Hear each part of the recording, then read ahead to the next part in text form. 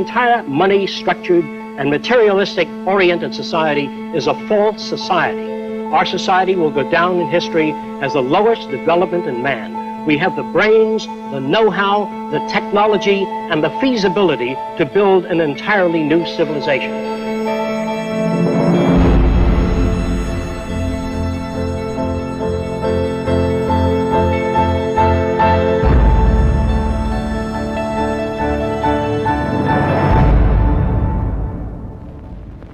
It was living through the 1929 Great Depression that helped shape my social conscience.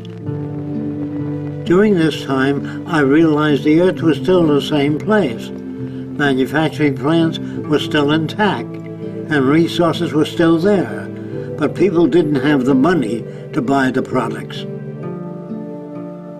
I felt the rules of the game we play by were obsolete and insufficient. Misery, suffering, and war provided the incentive for my life's work. I was also motivated by the seeming incompetence of governments, the academic world, and the lack of solutions offered by scientists. I realized instead of working with individuals, a more effective method would be to redesign the culture. This began a lifelong quest to finding solutions to the many problems that we have today.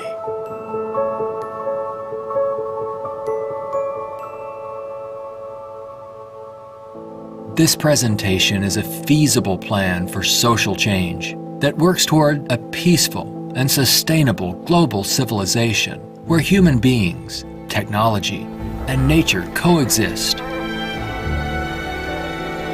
It outlines an alternative to strive for, where human rights are not only paper proclamations, but a way of life.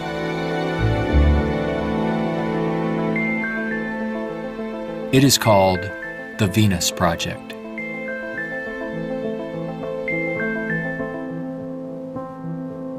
Its founder, Jacques Fresco, calls for a straightforward redesign of the culture in which war, poverty, hunger, debt, and unnecessary human suffering are viewed not only as avoidable, but totally unacceptable. It is becoming increasingly obvious that anything less will simply result in a continuation of the same problems we face today.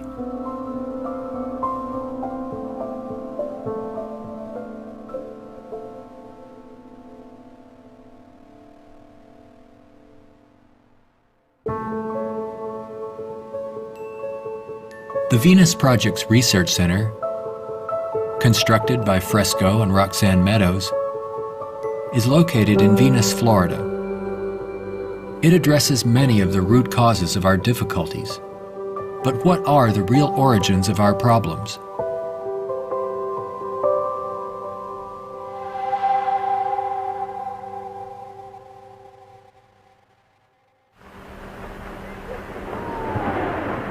At present, we are left with very few alternatives, since we're on a collision course of our own making.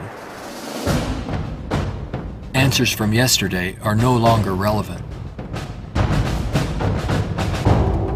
Considering the damage already done to the environment, we are rapidly approaching a point of no return, where nature will dictate the course.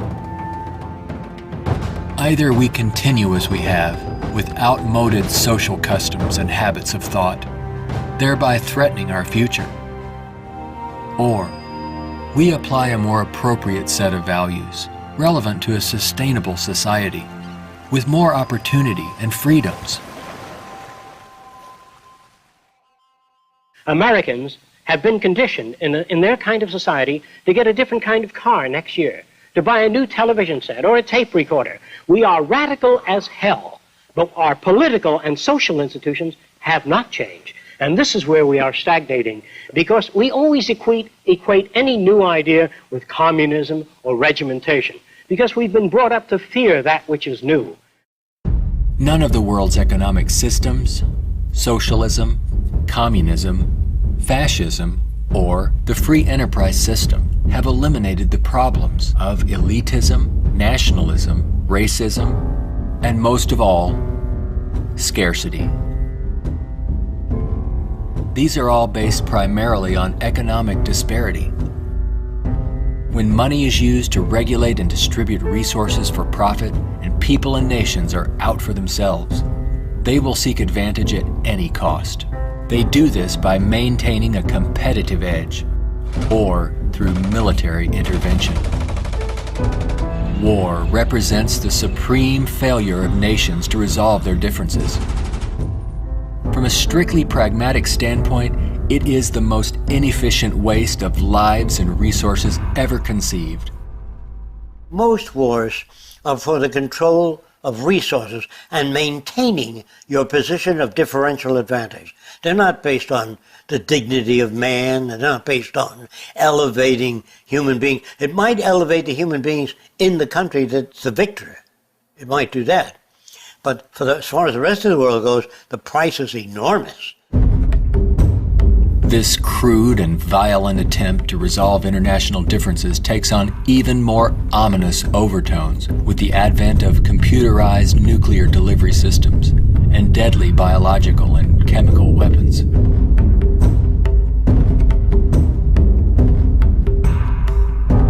Yet it is a windfall money-making opportunity for those who profit by the military-industrial complex. If the profit were taken out of wars, do you really believe we would have them?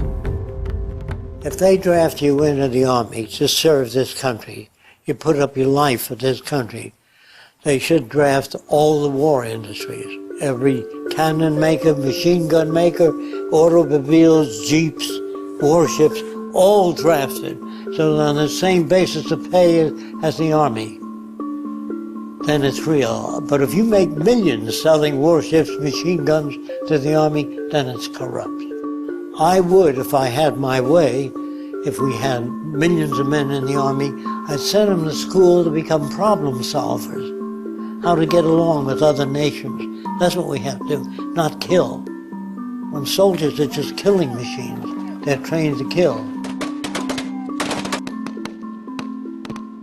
I would train them to be able to go to Mexico and bridge the difference, and go to the Arab world, see if they can bridge the difference. So bring them all together, all the nations. War is not the only form of violence imposed upon people. There is also hunger, poverty, homelessness, and unemployment. The acceptance of these conditions as expressive of human nature is a myth used to keep things as they are.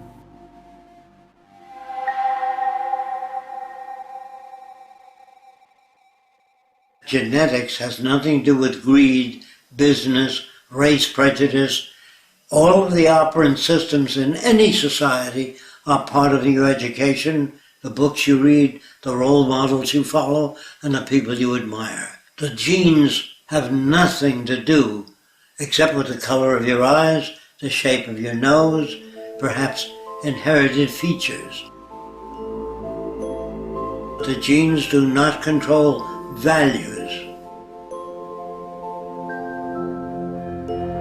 And even if you're born with a much better brain than another person, meaning better receptors, the quality of the tissue is better, I would say that if you have a better brain and you live in a fascist country, you become a fascist faster. The brain has no mechanism of discrimination. The brain can't tell you what is relevant or less relevant, except experience. We are not born with greed, envy, hatred, or bigotry.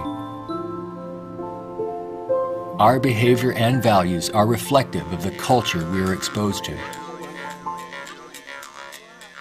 If you were raised by the headhunters of the Amazon, you'd be a headhunter. And if I said to you, doesn't it bother you to have 5 shrunken heads? You say, yes, my brother has 20. So, is he nuts? No, that's normal to his culture. social and environmental problems will remain insurmountable as long as few nations control most of the Earth's resources, and the bottom line is profit over the well-being of people. Putting profit first results in unnecessary suffering and aberrant behavior prevalent today.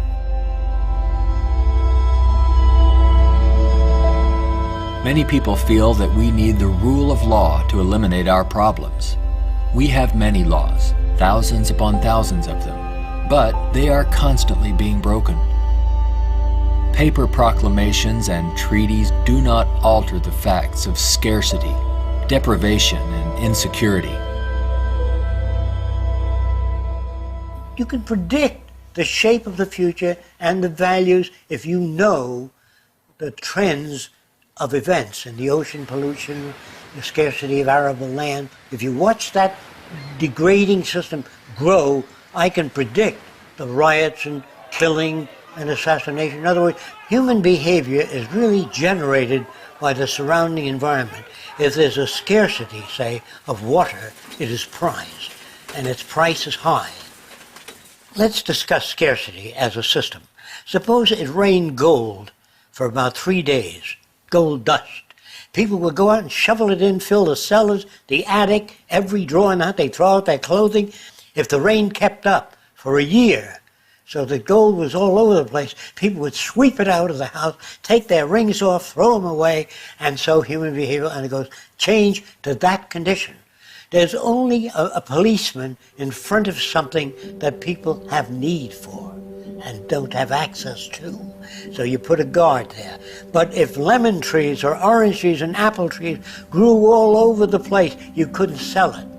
If you landed on an island that was so abundant with resources, you had 10 people, there were 1,000 fish for every person if you wanted it. There were 10 times the amount of breadfruit and bananas, money would not come into existence. Private property would not come into existence. If the island was big enough, there was 10 people, there were 8,000 acres. No one would give a damn about staking out this particular area. There are patterns of behavior that promote survival. There are social conditions that change our values and outlook. No one can write a constitution of required behavior without consulting the environment. So we'd better take care of the environment, we'd better take care of one another, and we'd better educate people to the highest possible levels of our ability in order to have a society. Even a peace treaty cannot prevent another war if the underlying causes are not dealt with. Maybe what is needed are ethical people in government who will work towards everyone's well-being. But even if the most ethical people were elected to high positions and we ran out of resources, there would still be lying, cheating, stealing, and corruption. It's not ethical people that are needed, but rather a way of intelligently managing the Earth's resources for everyone's well-being.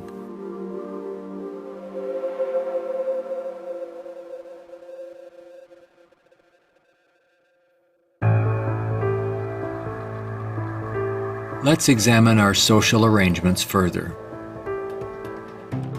To maintain our economy, products must continuously be sold. To assure this, they are deliberately designed to wear out and break down. Maybe you've noticed this usually happens right after the warranty expires. This corrupt practice is referred to as planned obsolescence, which is the conscious withdrawal of efficiency. Innovators go through the finest schools and then are required to design things that wear out and break down right on schedule. This results in a tremendous waste of resources and energy. We are plundering the planet for profits. If you think about it, it isn't a job people want, but access to what their paycheck will bring. Money does not represent anything real, and there's no gold, silver, or resource to back it up. You can't eat money or build a house of it. It's not even related to our real capacity to produce goods and services on this planet. The monetary system has been handed down from centuries ago, and we continue to use it without questions.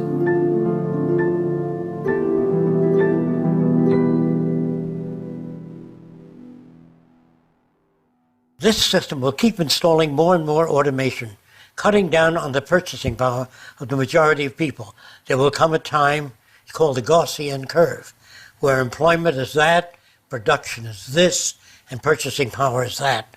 The system stops. Banks fail, nothing works anymore. We're moving in that direction very rapidly. We have finally gotten to a place in 2011 where it's becoming obvious that the machine has beaten the man. We're incredibly productive with far fewer people. We are more productive. We are more productive as an economy than ever before. An iPad app we can do need more less than workers. 4 people. Just that there are fewer jobs. The jobs that do exist now can have lower wages because of obvious reasons. A lot of people looking for a small number of jobs. The wages go down. That has huge impacts on the middle class and ripples out from there. We're moving towards social collapse. I think this is going to happen all over the world, not just here. And it doesn't require the overthrow of the government. It just requires that you let it alone. It'll overthrow itself. If you control the media, you can calm people down. But if the majority keeps getting laid off, and they don't have purchasing power, the system collapses. It doesn't work anymore. They invade. It's already happening. This country is already insoluble. They're going to have difficulty with national security, paying pension people. They've spent far beyond what they already have. Now, all they can do now is create debt, borrow more and more money from banks. We also want to show you a rather grim sign of our times. It's not far from here in Midtown Manhattan. The national debt has grown too large for the national debt clock. It went up back in 1989 when the nation's debt was less than $3 trillion. The debt has been piling up so fast lately they had to drop the dollar sign to make room for an extra digit as the number turned over to more than $10 trillion now and counting every second. A whole new clock with 2 extra spaces will go up next year. The federal government is not allowed to print money. It's not allowed to lend money or get in the banking business. That is a privilege for bankers only. So what the government has to do if they want to build an air force, say, of 2,000 planes a month, they have to borrow money from a private lending institution, sign the dotted line, and if the war is lost or failed, the burden falls on the public to pay off that debt.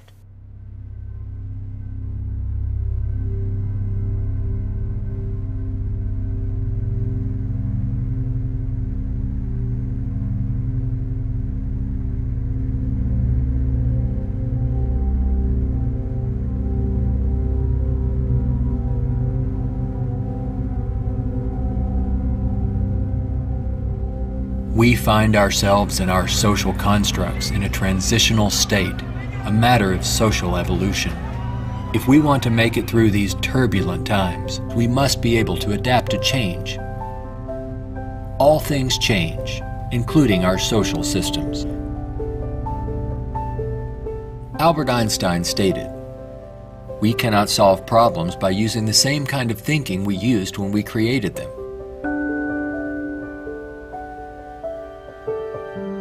Earth is still abundant with resources. Our practice of rationing resources through monetary control is no longer relevant and is actually counterproductive to our very survival. Today, we have highly advanced technologies, but our social and economic system has not kept up with our technological capabilities, which could otherwise easily create a world of abundance for all, free of servitude and debt. How can this be possible? There is not enough money to feed or house all people on this planet, let alone accomplish these more ambitious ends. But Earth has more than enough resources to meet the needs of all people, but only if managed intelligently.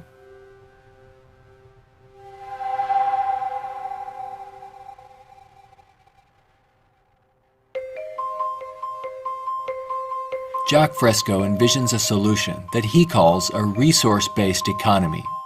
It is a socio-economic system in which all goods and services are available to everyone without the use of money, barter, credit, debt, or servitude of any kind. It is unlike any social system that has gone before. Fresco arrived at this direction through 75 years of study and experimental research.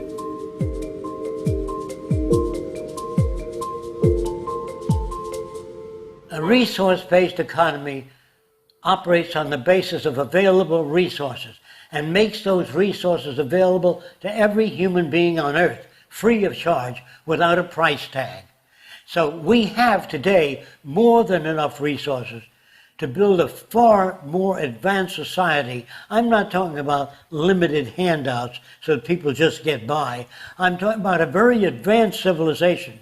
We have the resources, we have the technology, all we have to do is apply it. One of the main aspects of the Venus Project is to eliminate scarcity. This is where the technology comes into play. Because if we set up a resource-based economy and some things are scarce, it won't work. If you set up a resource-based economy in a society that has no resources, it won't work. So today with our technology, we can make things available. We can eliminate scarcity. We can create an abundance. As long as we can create that abundance, that will eliminate greed and selfishness and a lot of crime and a lot of aberrant behavior. A social system can be designed so that all can live fully and constructively if the powers of science and technology are directed toward human and environmental concern and overcoming the artificial scarcities of our debt-based monetary systems. All people, regardless of political philosophy, social customs, or religious differences, ultimately depend upon the same resources: clean air and water, arable land, medical care, and a relevant education. I think if you pledge allegiance to the earth and everyone on it, that'd be the way to go for the future. The human species is a single family, and the world is home to everyone. Neither nations nor people can coexist separately any longer. No more separate nations. So anyone can go anywhere. Before the states joined together, they used to stake out their territory. They used to fight. They had militias. They would fight. This is our territory. Oh no, you're intruding. When all the states joined together, the government worked out the lines of the states and they agreed, and that was the end of territorial disputes. If you want the end of war, you must declare the earth common heritage.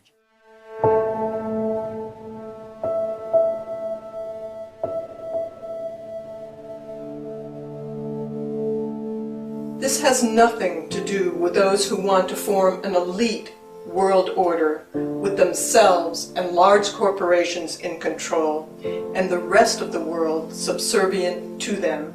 On the contrary, a global resource-based economy enables all people to reach their highest potential, where they can thrive and grow in a society that works in their behalf, a society that protects and preserves the environment as well, one that understands that we are part of nature, not separate from it.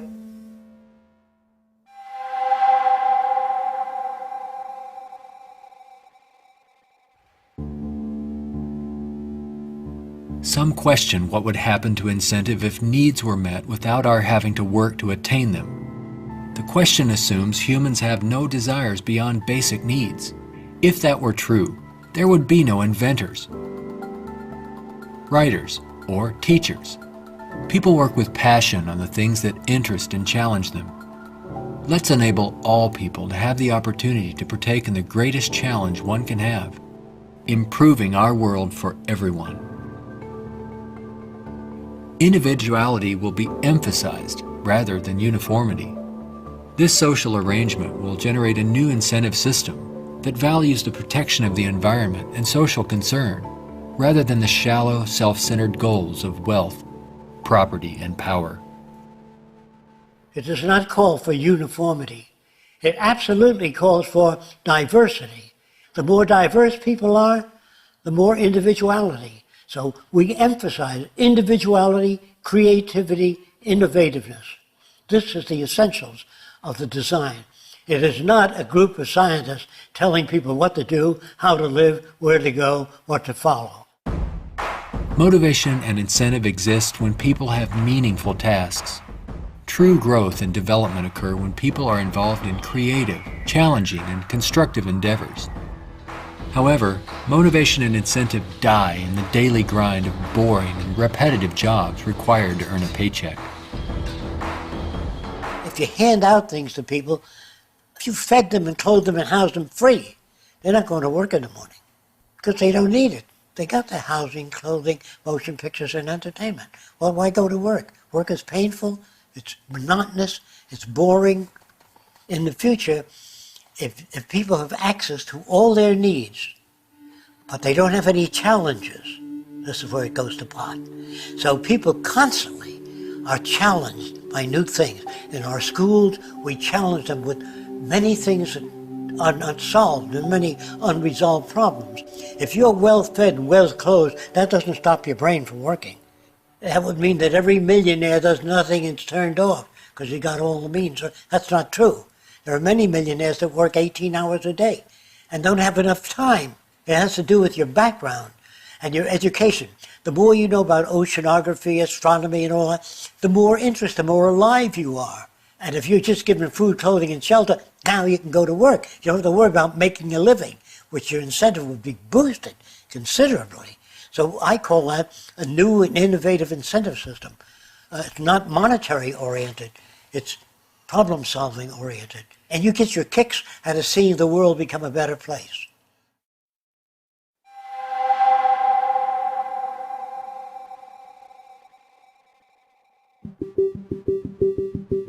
How can we use our technology wisely so that there is more than enough for everyone?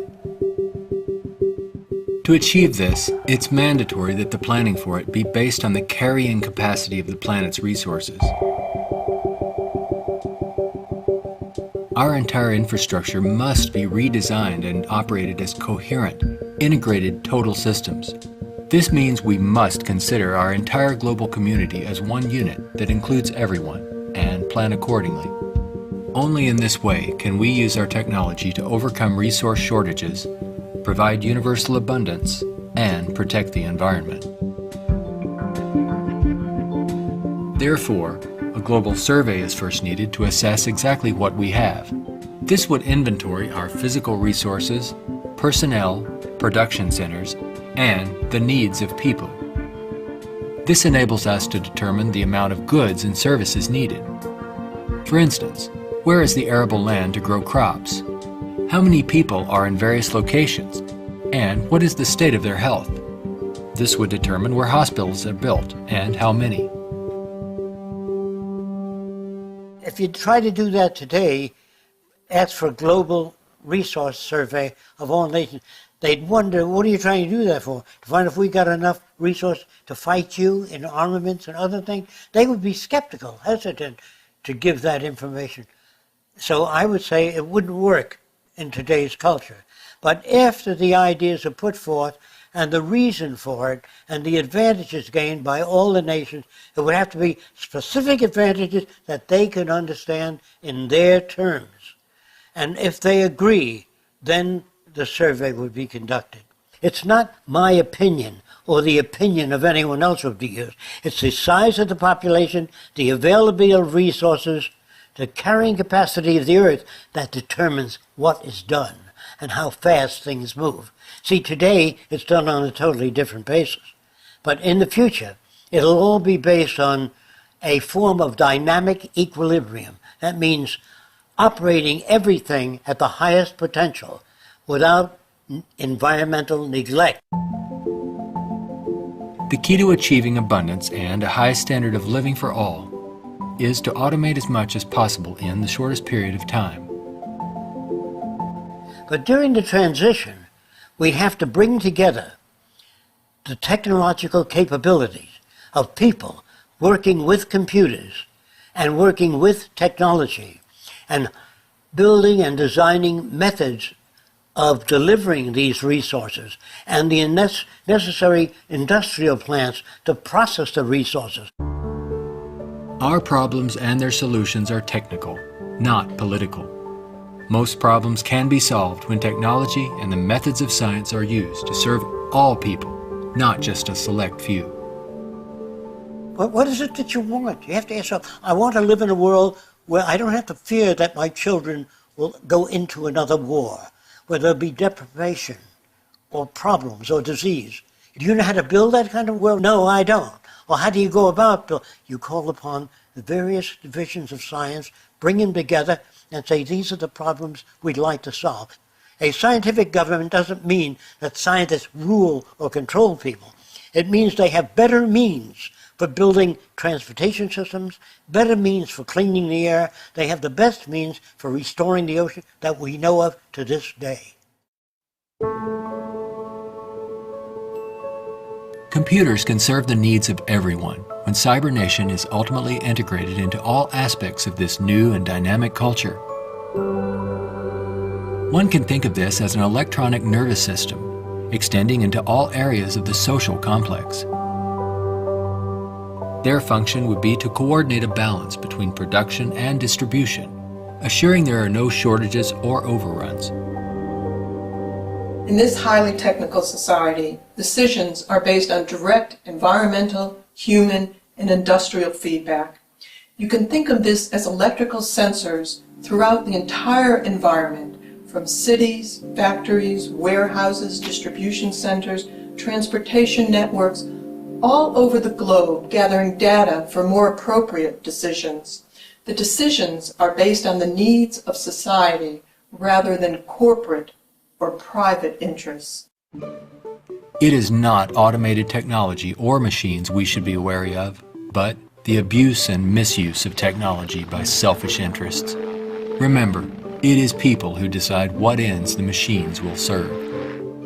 If technology does not liberate all people for the pursuit of higher aspirations in human achievement, then all its technological potential will be meaningless. You always do a positive and negative study before you engage in the actual reconstruction of an environment.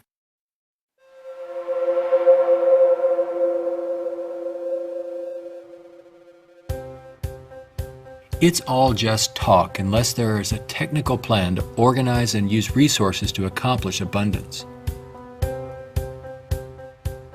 What follows are some of the many approaches the Venus Project provides for the entire social spectrum.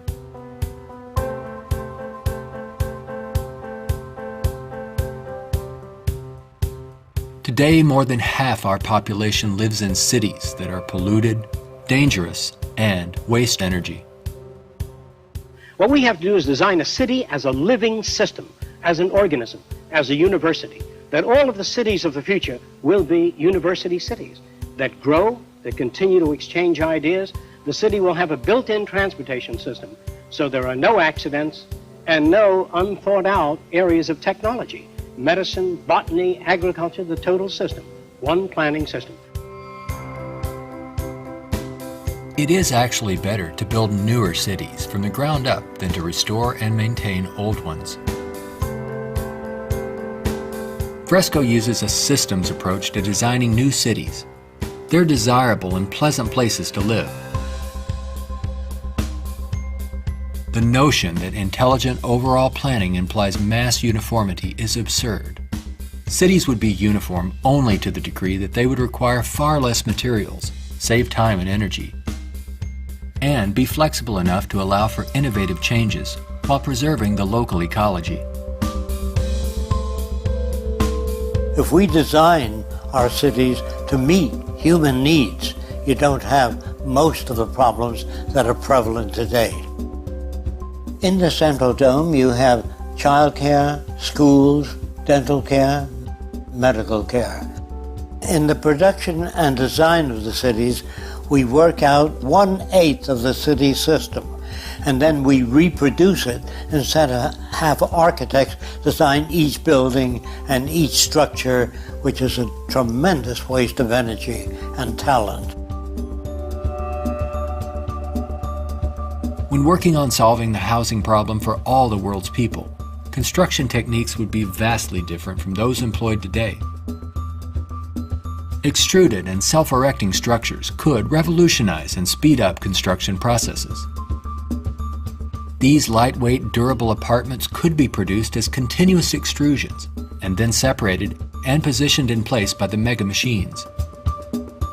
The outer shells of these efficient structures serve as photovoltaic generators and heat concentrators. You don't own anything in this society. Really, people don't want money. They want access to things when they want it. And people in a society of abundance having access to things will really no longer begin to store and accumulate things. We recycle it, update it, make it better. Take the same materials of an old car, weighs just as much as a new car, so there are no old cars. Old cars mean danger. If you drive a very expensive car and somebody else drives a beat-up old car, if their brakes fail, you may die. We don't want any old cars on the highway. We don't want anything that breaks down. We don't want anything that takes looking after. In a resource-based economy, people may access whatever products they need without the burden of having to purchase, maintain, or insure their possessions. In this way, there is much more to go around for everyone, and products are always available when needed. Anything people may need is available in these outside access domes. Sculpturing materials, musical instruments, somewhat like the public library. They can go down and access a camera or a bicycle or a wristwatch. Anything that they need is available without a price tag. That would mean we must achieve a level of production that's so high that scarcity no longer exists. That will prevent almost all crime. So there's no way of segmenting or making this system just or equitable.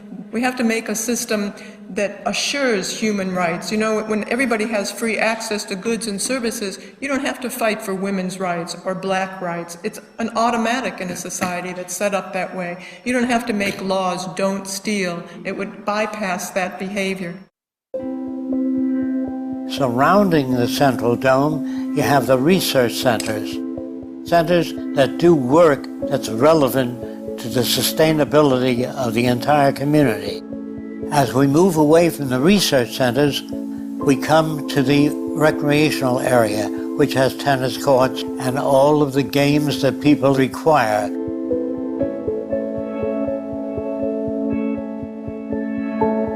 As we move away from that, we come to the residential district. There are streams, waterfalls, lakes throughout the area.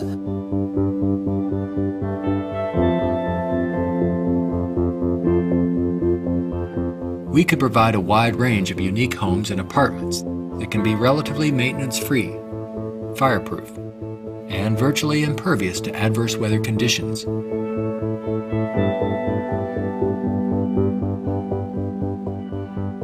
As we move to the next sector, we come to apartments. The reason some people want to live in apartments is because you have drama groups, you have gymnasiums, medical care, dental care, everything is built in to the central towers. I feel that in the future, people will move away from individual houses and live in larger complexes. As we move outward, we come to the indoor agriculture or hydroponic farms. Then there's also outdoor agriculture. The city would use the best of clean technology in harmony with nature, such as wind, solar, geothermal, heat concentrators, piezoelectric, wave, temperature differentials, ocean thermal vents, and much more. A major development for generating energy in the future could be the construction of a land bridge or tunnel across the Bering Strait. These underwater structures convert a portion of the ocean currents through turbines to generate clean sources of power. By using these sources of energy, we could power the Earth on clean energy and enable all people to enjoy a very high standard of living for thousands of years to come. There's no need for the use of polluting hydrocarbons any longer. Pollution will be a thing of the past. All transportation will be integrated into a worldwide transportation system. Transportation within cities will be by transbayers. City-to-city travel will be by monorail.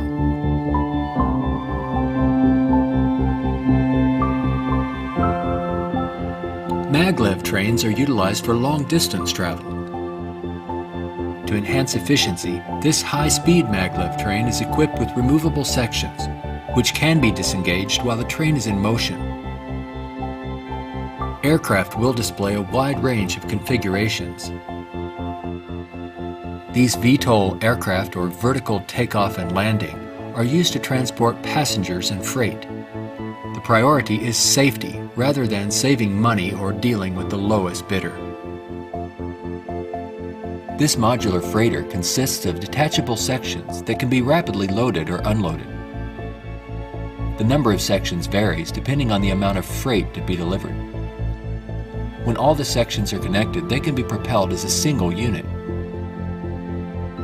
Ships can be floating manufacturing plants that produce products while en route to their destinations.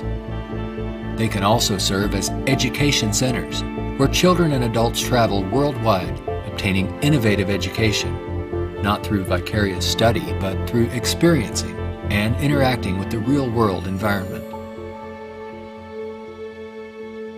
A national transportation system would include a network of waterways, canals, and irrigation systems. They could serve to minimize the threat of floods and droughts while allowing for the migration of fish, provide natural fire breaks, emergency water sources, fish farms, and recreation areas. When we unleash science and technology directly into the social system without the restrictions of the marketplace, finances, or patents, we could achieve a very high standard of living within a very short period of time. This society would continuously improve, changing rapidly through new technologies, inventions, and ideas. It would be an emergent society rather than an established one like we have today. Imagine living in an extraordinary oceanic city, helping to restore the ocean environment while eliminating land-based population pressures.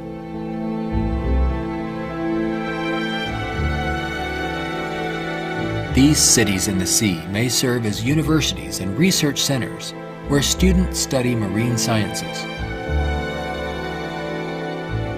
They could be used for ocean farming, mariculture, and mining, while maintaining a dynamic balance in the oceanographic environment. Self-sufficient cities in the sea vary in design depending on their location and function. This undersea observation station permits people to view marine life in its natural habitat. These mariculture and sea farming systems cultivate and raise fish along with other forms of marine life to help meet the nutritional needs of the world's people. These structures would permit the free flow of water throughout. Using technology in this way would make it possible for a global society to achieve social advancement and worldwide reconstruction in the shortest time possible. Utopia, if ever established, will die, will stagnate. Whereas what I'm talking about, an evolving culture or an emergent culture, I have no notions of a perfect society. I don't know what that means. I know we can do much better than what we've got. I'm no utopian. I'm not a humanist who would like to see everybody living in warmth and harmony. I know that if we don't live that way, we'll kill each other and destroy the earth. This new lifestyle, while providing leisure and recreation, would also enhance knowledge and creativity for everyone.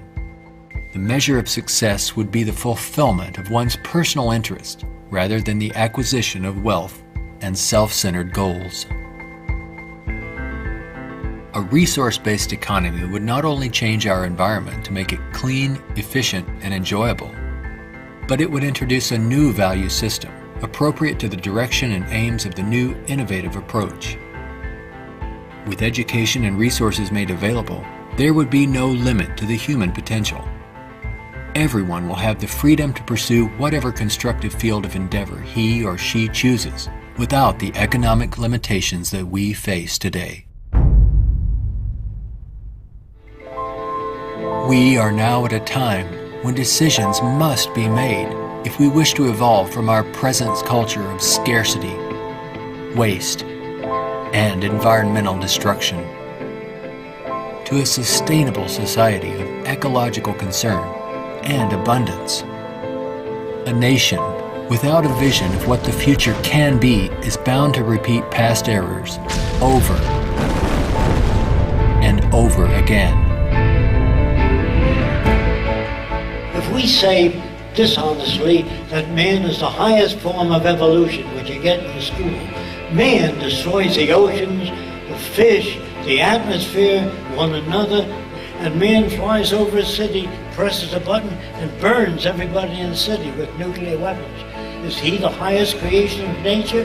Not yet, in my opinion. We've got a long way to go. We could either develop paradise on earth or oblivion, wipe ourselves out. Only the future will tell. It's what you do to make the future. We can create a world where war and want are distant memories. When all of science and technology are used within a global resource-based economy for the protection of the environment and the well-being of all, only then will we understand what it means to be truly civilized.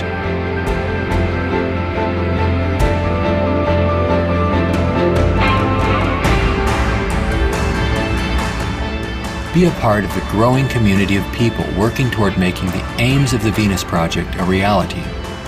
Join us in our efforts to bring this vision of a positive future to a wider audience through the goal of a major motion picture. All of these things can be built with what we know today. It would take 10 years to change the surface of the earth, to rebuild the world into a second Garden of Eden. The choice lies with you. The stupidity of a nuclear arms race, the development of weapons, trying to solve your problems politically by electing this political party or that political party, that all politics is immersed in corruption. Let me say it again. Communism, socialism, fascism, the Democrats, the liberals, there are no Negro problems or Polish problems or Jewish problems or Greek problems or women's problems. They're human problems.